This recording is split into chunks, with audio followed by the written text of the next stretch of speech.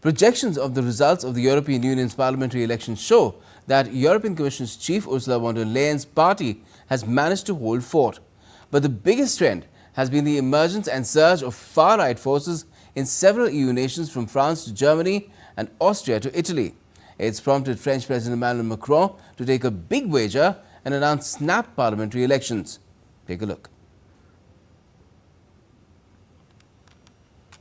A crushing defeat for French President Emmanuel Macron's party in Sunday's European Parliament elections at the hands of Marine Le Pen's far-right outfit had an unforeseen fallout.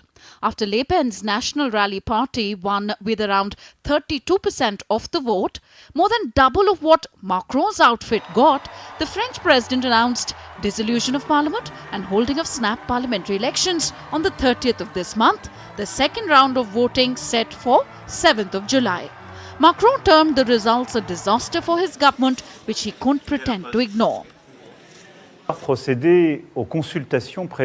This decision is serious, a hard one, but it is above all an act of confidence in you, my fellow citizen, in the capacity of the French people to make the fairest choice for themselves and for future generation, confidence in our democracy so that the voice can be given to sovereign people. Nothing can be more Republican. French far-right leader Le Pen welcomed Macron's call to hold fresh polls. The French have spoken, and this historic election shows that when the people vote, the people win. By giving more than 32% to the National Rally list, the French have just given us the highest score all parties combined in 40 years. But the announcement of the snap polls zapped the organizers of the Paris Olympics, as the games are set to be held from 26th of July to the 11th of August. France is used to holding election. They will do it one more time. There will be a new government and everyone will support the Olympics. The far right also made gains in Germany, where the Alternative for Germany took the second place, polling more votes than all the three parties in Chancellor Olaf Scholz's coalition. But a German government spokesperson ruled out holding snap polls as a result. Italian Prime Minister Giorgia Meloni was all smiles after her far-right brothers of Italy won the highest votes in the EU parliamentary elections, confirming its status as Italy's most popular party. Apart from France, Germany and Italy, far-right political forces also made gains in many other EU countries like Austria, with voters remaining concerned about migration, inflation and the cost of environmental reforms. But the centre-right European People's Party remained the largest party according to latest projections in the EU Parliament, prompting European Commission President Ursula von der Leyen to declare victory. Centre is holding. But it is also true that the extremes on the left and on the right have gained support. And this is why the result comes with great responsibility for the parties in the centre. However, the key difference between Europe's different, often divergent political forces narrows down to what is considered pro-European.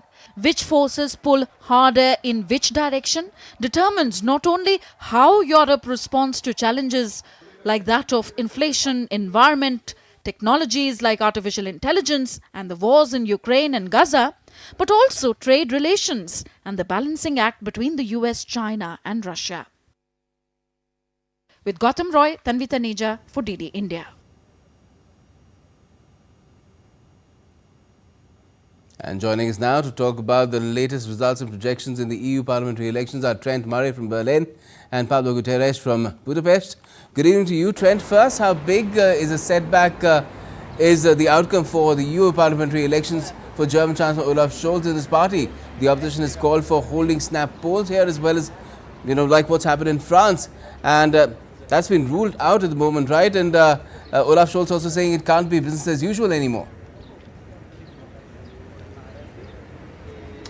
Yeah, that's right. I don't think that idea is a real starter at all for Olaf Scholz. He will not be following the lead of French President Emmanuel Macron. That is because he would potentially lose office. It's worth remembering Macron's neck is not on the line here. He is the President of France, and these parliamentary elections won't affect him. But if Olaf Scholz was to do the same, it could certainly affect him and his party. I mean, look, let's be very clear. His Social Democrat Party has really been hit for six in all of this. They came in third behind the Conservatives and the Far Right Party, their worst ever result in a European Union election. And I think even him, he knows he needs to potentially make some changes. Speaking at a press conference today, he said he has heard the message and that he now will have to work to regain the electorate's trust. I think more broadly, there of course is the impact in Europe of all of this. Germany is the European Union's largest country. It has the largest number of seats in Brussels.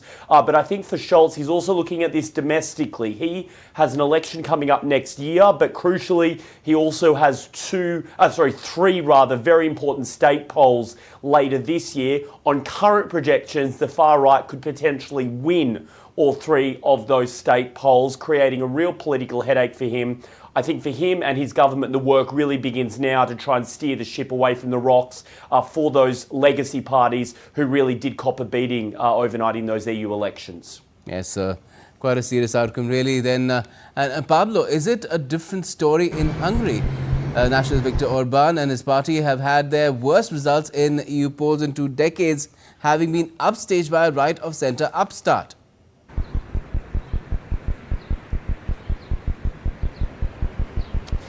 Well, that's right. European voters took their concerns to the ballot box this weekend, and they shook centers of power across the bloc. Hungary was no exception. Prime Minister Viktor Orban's Fidesz party suffered its greatest loss in an EU-wide election since 2006. It's true, they got most of the vote, about 44%, but even that is down from the previous election when they got about 52% of the vote. So what led to all of this? Well, there is growing disillusion among many voters here in Hungary who basically don't see eye to eye anymore with Orban's style of government. They accuse it of corruption. And earlier this year, one of those incidents was a time bomb that led to the rise of this new political figure, Peter Magyar. Earlier in the year, there was a scandal over a pardon of a sex abuse case, and that led to basically a public outcry. Magyar capitalized on this and rode the public sentiment. They gathered, his party, the TISA party, gathered 30% of the vote. 30%, mind you, in 2 months of campaigning. He traveled crisscross the country, 200 cities and localities in total, and now his party has 7 delegates, or will have 7 delegates in the EU.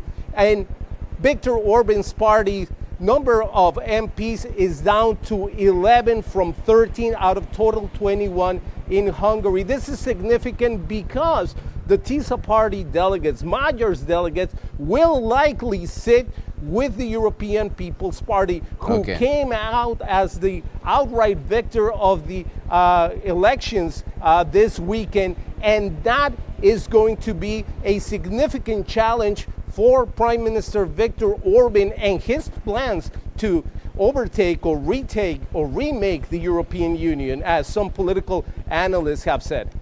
Perhaps that is something that he may have to wait for another opportunity. Now, Trent, what do the overall results and projections in the EU parliamentary polls mean for which way is Europe headed on key global issues, from the wars in Ukraine and Gaza to combating economic and climate challenges?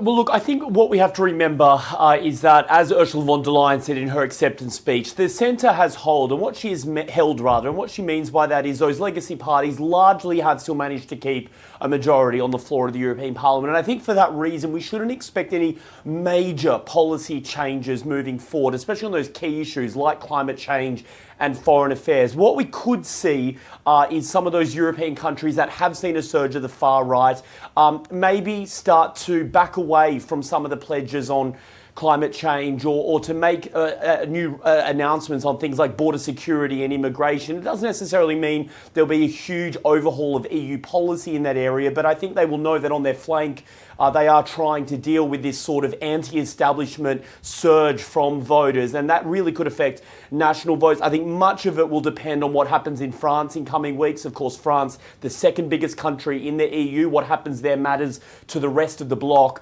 But, you know, look, moving forward, we will just have to wait and see. Worth remembering, Ursula von der Leyen hasn't secured it yet. She still needs to negotiate with those parties to get a majority, but she certainly is the bookies' favourite right now to get a second term based on the numbers last night and what we're hearing from the negotiating rooms in Brussels. Yes, and people seem to be worried about the Greens taking a beating as well. And what does that mean for all the expenses that will be made, that are to be made to combat climate change? Now, Pablo, in what way could these results dictate how Europe deals with the global south, where India is a key member and a major voice?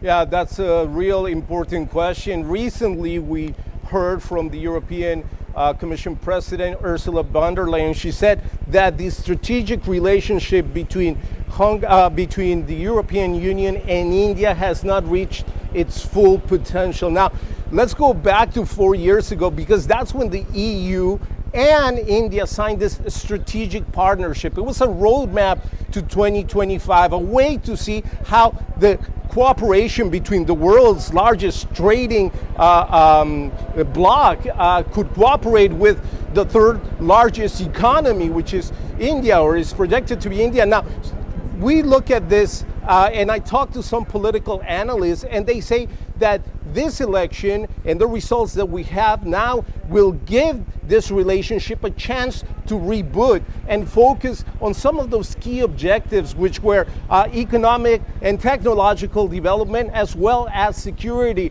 Recently, there was supposed to be a summit between EU leaders and India. That didn't happen because of the elections. We're going to see if that will come back to the table, you know, after all of this is completed now. Yes, government formation is in place in India, and pretty soon things should settle down where the EU is also concerned. So let's hope that these issues and these efforts get renewed impetus. Thanks a lot for joining us for the moment, Pablo, as well as Trent.